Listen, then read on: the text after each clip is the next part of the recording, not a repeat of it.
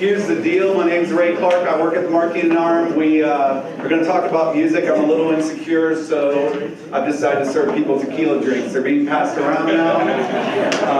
It's a drink that is in R&D for about the last 20 years. I developed. It's called Ray Ray. It's low-cal. You can drink yourself thin. It's a tagline, work in progress. I think you'll like it, though. Tequila and some stuff in it. So give it a try. Tell me what you think. We're going to launch it in like 2046. I get that going. How did I get here? Mine's an agency up here. I was on a beach walking with Rick Parkhill a few months ago, and he said, "Hey, your agency created 1,000 pieces of branded content for over 100 brands last year. You should come talk about cool content." And honestly, immediate reaction was, there's no way I'm going to do that. Everyone in the room is probably better at content than I am. And I wouldn't have much to say. I'd be irrelevant and uninteresting. So I said, hey, maybe we just take a variable in the equation of great content, and we pick a powerful one, and we talk about that, so we decided on music. So we're going to talk about music. Why are we going to talk about music? Can music storytell? Of course music can storytell. Why is it important? Here's what we learned working with brands. The biggest ideas for brands get launched off of emotional platforms. And my argument is there are no emotional platforms any more powerful than music. Sometimes music makes a good idea, a great idea, and sometimes the idea is music, and it can break through, and there's never been a more important time to break through than now. So that's why music. And then, why does music fail? Why does it sometimes fail? Well, here's why. Three reasons. One, most people at brands, with no offense to the people here that work at brands, don't even know what their brand sounds like. So therefore, they can't give people a dartboard, and you can't hit a bullseye if you don't have the dartboard. So if the brand doesn't know what it sounds like, then they're kind of in trouble from the start. Secondly, music is a very difficult place to navigate, and it's just very difficult for brands to be able to do that. And the third is, the people that really work in music really just want the brand's money for the most part to do their own ideas. So when you think of artists and labels and event folks, they really just want your money and they want to do their own ideas versus really learn your brand. So this is what we did at the marketing arm in 30 seconds less. We had our 800 people at the marketing arm who are music fans form a community. We partnered them with a couple dozen music experts internally, led by Larry Weintraub, who's here. Raise your hand. There he is. And then we said, okay, but if we're really going to be in it, we got to be in it. So we got to go find superstar music experts in the business every day who genuinely want to work with brands. So that's why we're here. So let's get to it. We got a few people here. Meet Jared, Pooh, and Goo. Big round of applause.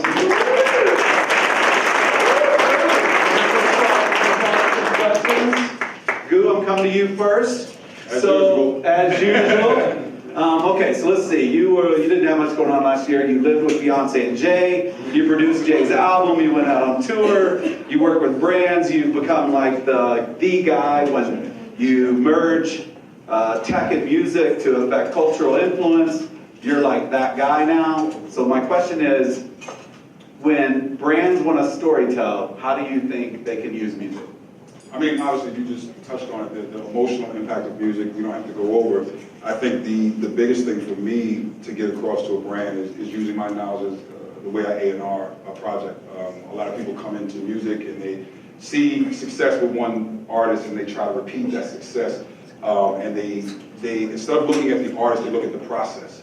And they try to repeat that process, but that process may not work for the next artist. A hit record is a hit record, right? It just is. So my biggest thing is to hone in on what you just said. I want to learn what your brand wants to be. And if you can tell me who you are, a lot of times brands don't ask that simple question, who am I? What am I putting out into the world? How do I want to be perceived? And again, in today's society, you have to have some type of cause behind it. If you don't have a cause, there's nothing for your consumer to latch onto, or they'll latch onto someone else that has a cause. So my biggest thing is finding out who is this brand, what do you want to be? And then the music that I'll supply you with will tell that story and make an emotional connection to your brand. I think that's been the success of what we've done with the various brands that we've worked with over the years. Awesome. So Goo is usually, almost always, anytime I've been around the smartest guy in the room. That's something that's never been said of me when I'm by myself in a room. But So that's awesome, but I gotta flip to Jared real quick, who's already drinking scotch and possibly Red Bull. Cheers, everyone. All right, there we go. So if you guys don't know Jared, and I'll butcher this, but Jared's an amazing dude because he's got a catalog of 500,000 produced songs. He's produced himself, like just him, like 100,000 songs for third parties. So if you produce content, he's the guy. I don't know, I think 1,000 television shows or films have called him to do their music. That's a ridiculous amount for a guy who's only 81 years old. He's already got all that shit going. But here's my question for you. You're like quasi-rich and famous already for doing all this stuff. And like, so why brands? Why do you want to work with brands? And when you do work with a brand, what's the process? Like, what do you do? Well, the beginning of the business was a lot of doing TV shows, which isn't necessarily why I wanted to get into music in the first place. And nobody was going to let us tell full song stories in the context of 30-second opens of shows. And only a few years ago was the first time we ever went to Cannes Lions. We looked around and we saw there was a huge hole in the marketplace for people to actually connect the real part of the music business to the side of brands. And I'm not talking about like licensing music from Universal or Sony, right? It's like actually getting to the pro-grade creators who are willing, ready, and able to plug into both sides of it. Our process is really to be a spirit guide up the mountain for both sides. It's not easy to get hit songwriters to create a hit song, especially when it's for a brief, especially when you go back to a huge piece of talent and say, well, we need to change this word or that word to be on brand maybe for the brief. But the business really transformed for us through working with you guys, because we realized that there was a huge opportunity to win business from the ground up, from the pitch level, and starting with a song. It's like our magic trick is, we're kind of 5 for 5 already, where they brought us pieces of business and it was just paper pitch, and we said, well, what if there was something they could listen to in the room, and then executives or the brand feel like this is ours, we're going to A&R the song with you from that little baby seed all the way up. But truthfully, the most transformative part of why I'm even in this room is the person next to me, because it's not every day that you just are at a bar and drunk and meet the #1 songwriter, pretty much now of all time. Despacito, I'm the One, the last whole Bieber record and the record before that. And he was as simple as, I'll skip the long story by him just saying, I think that's cool. That's very rare when people say that they think what we do is cool, because it's not. But we've made it look really fun and interesting. And I said, I want to get into your world, and together we've been on this collective journey. Last year, just creating a whole bunch of music for YouTube Red's first ever scripted series called Step Up. We've worked with the UFC, we've worked with pro bull riding, but these guys, we have a whole idea how to amplify that much bigger this year and really start picking off brands that want music at the center of their story. And the best part about it is now getting access to talent after you have a hit song. Artists don't want to record on a song that's corny, so us just coming up with some jingle isn't really going to cut it when you want to get whoever on it. And I mean, the completion of the story is really about the process that we have together, so that's a sort of medium to long way of saying. There we go. Yeah. All right, so maybe you're the biggest songwriter on the planet right now, and you're not. You're way rich and way famous. You're buying better tonight. And but here's something because I love music, but I'm more of a fan. I don't consider myself an expert like you guys. But I always think of songs being written either with a melody or a beat, or with lyrics first. And I'm just curious, when you work with artists, the biggest artists on the planet, which one comes first? How do you do it? So, first of all, happy birthday to everybody. Thank you. I have to say that. I'm sorry. I know, you're booth. You say happy birthday. Okay, now to the question. I think that, honestly, the process for me starts off with the concept. I think that most creators and writers, they try to just start and just write, but they don't. It's like getting a car without a destination, So I think the concept is the destination, and I think just that allows you, and immediately, if you have an amazing idea and a concept that you can do subtopics and make verses and support it, it immediately can connect with, the artist, especially if they're feeling that concept or if they can apply it to their lives. And from the concept, for me, goes to the chords, which usually come in and do chords, and then from there, it's putting the concept into the form of a hook. And the hook is the main idea. It's the chorus that, the part of the song, when you hear it, it makes you feel special. And once you're finished listening to it, you can't get it out of your head. If it's a really great hook, meaning a simple and effective hook. And then from there, you know, the verses that support that main idea. And then it's the process of vocal producing it, or for instance, for me, I would actually record it first. You know, for, let's say, an artist like Justin Bieber, I would go in, I would create a concept, knowing him very well, and record the idea, record the whole thing, and then send it to him, and he's like, oh wow, I love this. And he would come in and actually vocal produce it and make it sound, you know, as much as it sounded like when I did it, and just bring it to life, which a lot of people don't know that. Kind of keep it somewhat of a secret, everybody. Oh yeah, we don't talk at all in here. Okay, cool. Yeah, but yeah, that's the process. So it starts off, I feel like the hardest part of songwriting is the concept, it's the main idea. And most people just throw around, they'll start with a verse, and like, what are you even talking about right now? Like, what are you supporting right now? So I think that is definitely the process, like in a real small And form. just as an outsider, one thing is sometimes we write together and it like takes 20 seconds to get to the idea, or like an hour, but once he says the thing, the top line part that actually, and then I'm like, oh, we're done, the song's done. That's why he's put 5 more minutes Right. like after that, but if you ever get a chance, you should listen to the demo of Despacito with his voice on it. It was one of the coolest things I heard. Oh, wow. all year. That It's is pretty awesome. awesome. All right, I'm coming back to you, Boo, with the question of you have to tell us one super weird thing about some artists that you work with that is like, you know, RPG plus rated. But Goo, I want to go to you for a second. So you're like the tastemaker for how music meets technology to create cultural influence. Tell these people how you see brands being able to partner with music to create cultural change and influence. It's a big question, and one is answered already, is that we have artists that a lot of times may be successful, they're big artists, they've created some form of work that people have identified with, and then send that artist back into the studio and say, okay, make another one of those. And it's like sort of like, okay, well, where am I in my life?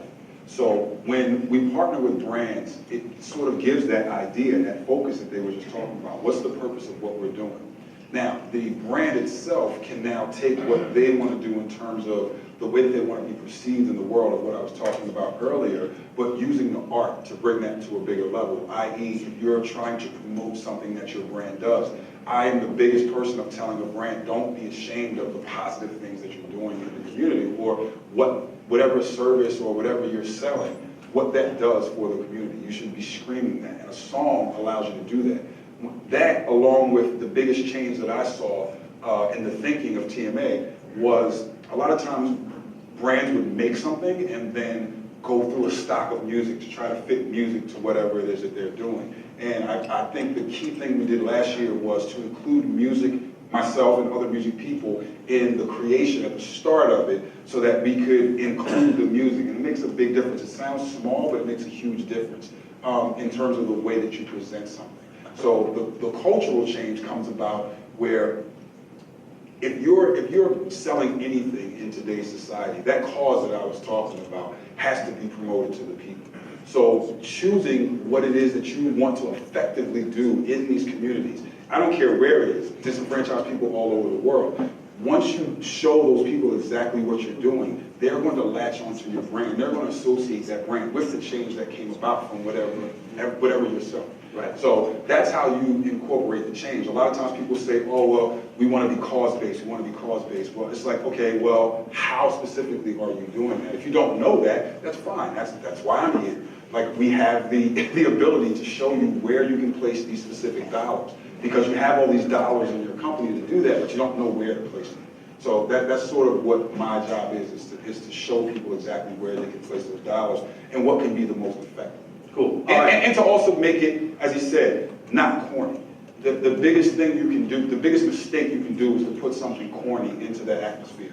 Because then the feel of who you are, the zeitgeist of the feel of the people will be like, oh, well, they just did that just for that. And you never want that, because once you lose that person, it's very difficult to get them. And one thing to add to that, when we first started our company, Jingle, more people told us to change the name than any opinion anyone ever had on anything I've ever met. But they didn't realize it was with a wink and a nod. Jingles at one point drove messaging when radio was so important, but I mean, it could come back audio with a big ad. is so big that it's actually your name now. It is, I'm Jingle Jared. Jingle Jared. He was nice enough to introduce me like a clown. No, I think it's cool, especially about your bank account. So, all right, so I've only learned through tons of failures. So that's what you have to do when you're kind of a dumb grinder. But what I learned from music is that we tried being a consultant for brands and delivering the strategy and coming up with the ideas and then activating, and it was hit and miss. And here's what kind of has to happen. The brands have to relinquish a little bit of control. They have to say, okay, I probably, just because I listen to radio doesn't mean that I'm really a brand expert, and neither are these people in my building. I've got to actually partner from the get, like Goose says. From the get, you have to create the idea together. The agencies have to be humble and say, hey, you're not in it to the degree that these guys are in it, and you're gonna need partners that are third-party partners. And these guys have to admit that they live in this world more than they live in the brand world, and that they really need to understand brands, or they're just gonna create experimental spend, and it's not gonna hit strategically. And it's not until we basically we're able to triangulate these things that it really worked. All right, so real quick, we got a couple minutes left on a fun beat. Pooh, tell me something weird or interesting about someone that you work with. Because I look at all the lists, you work with the coolest people in the world and some of the weirdest. I don't really feel like, just because none of us have signed non-disclosures. Say anybody's name, I'm sorry. Yeah, no, that's okay. Then it's going to come back to me and they're like, yo, you said this. We'll guess. Okay, yeah, so there's just one artist that just likes to really just strip down, to barely nothing, to the boxers, and just record in the dark, like that. I think it's very strange, and I just like, you know what? Turn the lights off. I don't really want to look at you, you know what I'm saying? That's okay. But I read that you've been around Bieber more than any other clothed person in the world, so that's impressive. All right, dude, tell us something. You lived with Beyonce and Jay last year. You lived with them. Tell me something about I the house. actually don't live with them. Well, you kind of did for a while. You were there a lot. Something interesting? I don't know. That they're very normal people. That you would probably find that very interesting. Anything cool in their house that if we ever wanted to rob their house, we would want to grab for sure. I don't know. The artwork is incredible. I don't know. House security. You may not want to try it. Oh, pretty good. I'm a grifter on the side. A little side hustle of mine. You got one? You work with some weird people? I love everyone that we've gotten to work with. I feel like a passenger along the way, and I've had some weird stories of my own. But my favorite person, aside from Pooh, that I've gotten to work with was T-Bone Burnett. And his ability to retain information while he's napping is superpower. I one day hope to harness, because he basically works all the time, so he's preserving his energy. Sometimes you'll be talking to him and he'll just be sleeping, and then he'll wake up and have the best idea ever. Right. Like, I want to do that. And T-Bone's been partnering with these guys with us, and we have some cool projects with T-Bone coming out. You guys may not know it, but Baron and Banjo is these two guys. They're playing tomorrow night. They're awesome. I don't know if you've seen them play. It's a band now. I thought it was just a performance. It's now becoming a band. Somehow Bob Dylan calls them and wants them to record his song for them. You'll hear it tomorrow. Not many people have heard it, but I think we have time for one or two quick questions. Does anyone have one? Anybody? Yeah. Oh, you do. So in the front. Yeah, my name's Wayne. Hey, Wayne. Hey, I'm Wayne from Nashville. I work with a company called G7 Entertainment Marketing. We do a lot of entertainment strategy, help folks kind of navigate the music space as well. And been a big fan of what you guys are doing and your approach. I love this notion of having you guys involved early on in sort of this pitch notion, right? But how often, we have an exercise called What's Your Brand Sound Like? That's sort of a door opening as we go to new clients who are trying to win business. How often are you sort of approaching new clients with music as part of that, where they didn't even really know that they wanted music? Like, are you only bringing stuff in when they've asked for it? No. Or it's like, it's part of the DNA? It's No, we're just, we believe music is important enough that it's important to almost every brand, and if they don't know it, we're happy to tell them why it's important. And I mean, some of it's just starting with like sonic audits, just like going to brands and figuring out what their brand sounds like, and starting from there and then creating ideas. These guys do these hackathons where they create jingles and music for brands within like an hour. It's like a parlor trick. I don't even know how they do it, but it's crazy, like David Copperfield of music stuff. So anyway, hey, we're running out of time. I think we got one more from Gutstadt. The biggest point that you made is that the approach. If you have someone that's just completely creative, right? They're never going to get to the point of understanding that this is a business.